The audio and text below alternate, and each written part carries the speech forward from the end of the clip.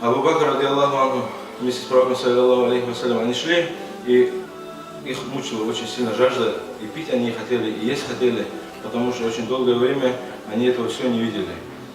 И они увидели вдоль своего пути человека, он был сам тоже худой, и он пас несколько овец, несколько коз. И эти козы тоже были худые, и молока тоже у них не было. Они когда попросили у этого человека, можно ли мы подоим твое животное, чтобы молоко взять? Они сказали, подайте, но у них молока нет, они не дают молоко из-за того, что настолько они исхудалые все, да, и вокруг пищи тоже не было, засушливое время, видимо. Они говорят, конечно, если у вас получится, возьмите, но у него молока нету. Тогда пророк, саллиллаху алейхи вассалям, подошел к ней, прочитал дуа, тронул вымя этой козы, подоил, взял молоко и дал Абу Бакру, ради Аллаху, чтобы он попил.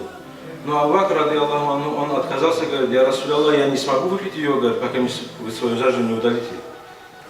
И тогда пророк, саллиллаху алейхи вассалям, выпил молоко и дал, говорит, Абу Бакру, чтобы Абу Бакр пил. И Абу Бакр говорит, когда у вас жажда, говорит, прошла, у меня тоже прошла, говорит, я уже не нуждаюсь в том, что это молоко пить, говорит.